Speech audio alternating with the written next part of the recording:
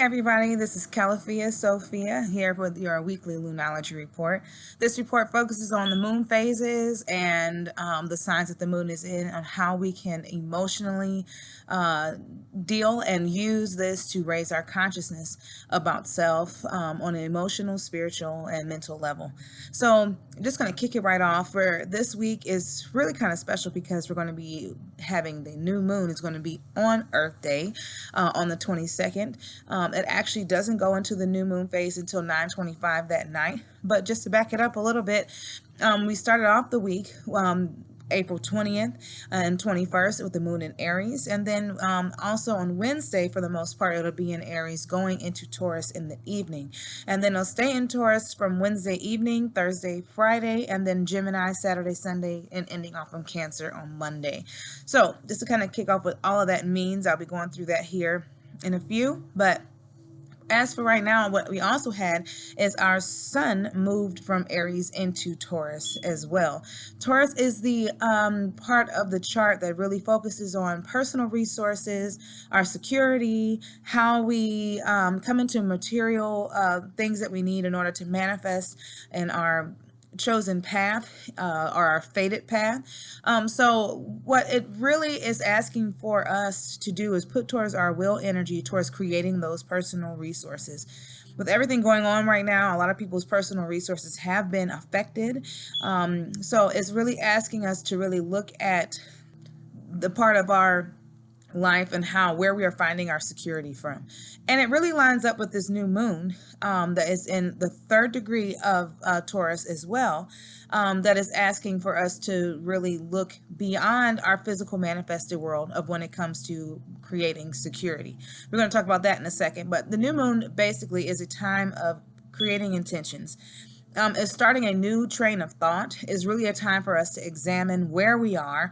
I like to cite this phase in between the new moon and the first quarter moon as the expression phase. How do we express security? And this is going to be kind of coming up over the next week. It's going to ask us to examine how we interpret what security is inside of our life. So I'm going to start off with just kind of what we can on a self healing path learn from this. Then we're going to look at love and relationships, and then also how we can trickle this on up to our family and our relationships with our kids as well.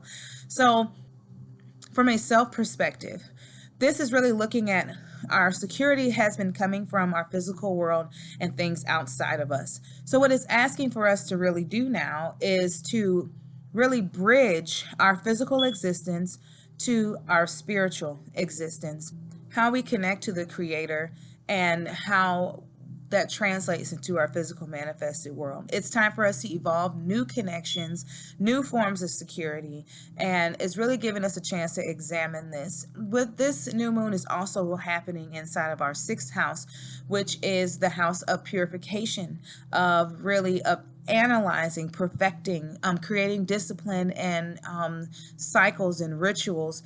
Sixth house is ruled by Virgo. Woo woo. I am a Virgo sun, so this is kind of a knack for me. But the thing is that we are really needing to take this time to examine and express how have we been finding our personal security. Has it come from our cars, our job, our house, our significant other, our status? What things are just basically being tethering us just to the world that this is the only time we're finding security? If we're only finding security from our physical existence, then it's easy for us to be kind of moved to and fro and harder for us to adapt, because the physical world, let's face it, is a ever-changing situation.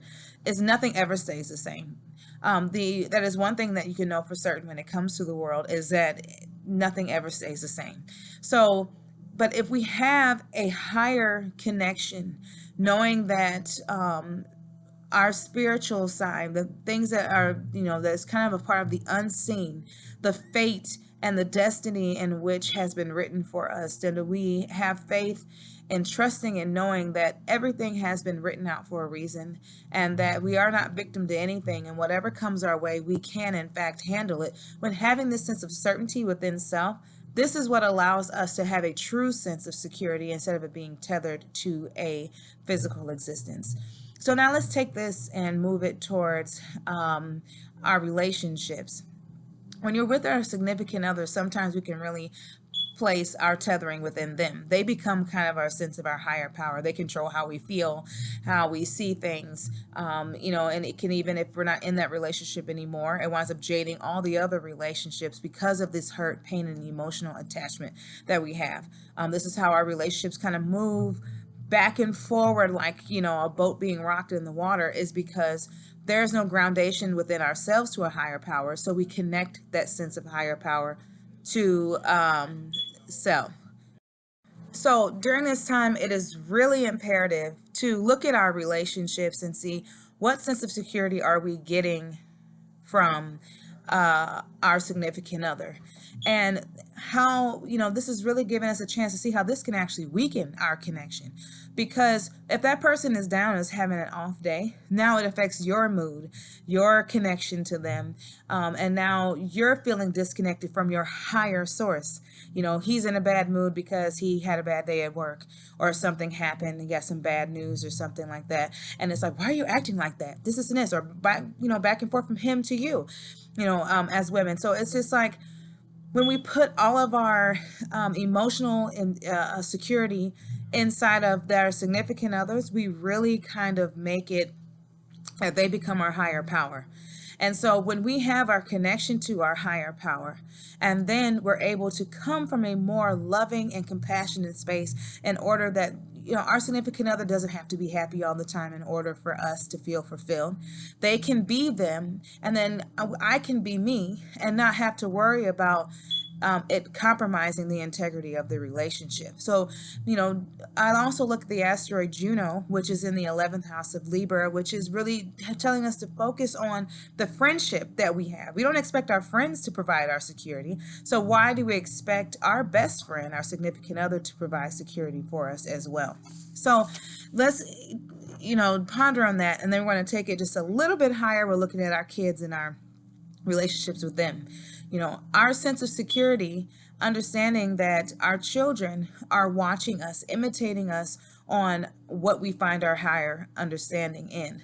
And so with Ceres being in the third house, is really having us looking at communication. How are we communicating, and how do we interpret the information to our children of what we should find a higher sense of being in? When they see a balanced parent, a balanced marriage, it allows them to express themselves, as they're here to learn how to be, by us showing that no matter what they deal out to us, as much as our kids can really hit those heartstrings and or those last nerves. I have 4, so I know all about it. But how they can really do that when we're balanced, and we can come from a place of understanding that they just don't understand it yet, because my kids are 9, 6, 4, and 1. So they don't get it. I'm 33, so they're not going to ever be at the same level as me ever in their life. I'm always going to be a step ahead. And it's my job to really come from a sense of understanding that I'm not looking for them to act a certain way in order for me to have peace. By me being connected to my higher power, my husband being connected to his higher power, and us working together as a team, it creates a balance within our relationship with our kids. Okay, so to wrap it all up, this is really, we have to make the changes on the inside of us first, and then it will radiate to our marriage, and then to our connection with our kids, creating a more peaceful and balanced household. So how we can use the moon signs this week. First, the beginning of the week, Monday and Tuesday, the moon was in Aries. So finishing off that lunar month of Aries. Then we moved into Taurus, which is for the new moon that is on Wednesday evening, going into Thursday and Friday. In the sign of Taurus, this new moon energy is going to be really radiating for us to examine and grow our spiritual connection. Then on Saturday and Sunday, the moon moves in Gemini, and asking us to really examine and look at what we have been conditioned to think, bringing us to, that brings us more security. Was our parents the one teaching us that this is kind of, what brings us security, is to really work on having a certain type of job, a certain type of pay. And then with the moon moving into Cancer on Monday, it's going to give us a chance to dig even deeper to our childhood and what we saw from our parents on what security meant. So we're just really focusing on expression. So the expression aspect is just keep examining these ways that life has given us security. What have we been finding security? When our security gets shaken, how do we react to that? How, would we like to react? Would we like to feel secure in all situations, all issues, all problems? Then we have to really use this time, which this new moon is going to be the flavor for the whole rest of the month.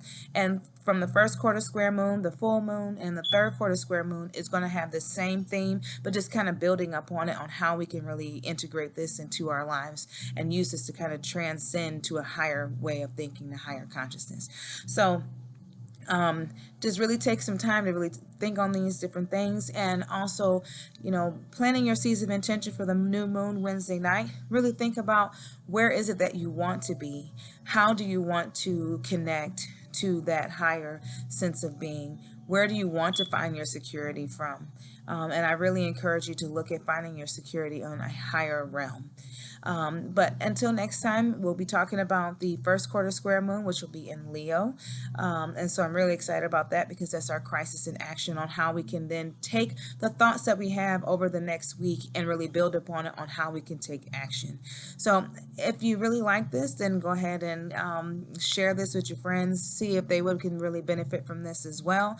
I'll be doing more of these. You can be able to find it on paradoxhorizons.com, which will be launching here soon, if it hasn't already launched by the time that you are actually watching this video.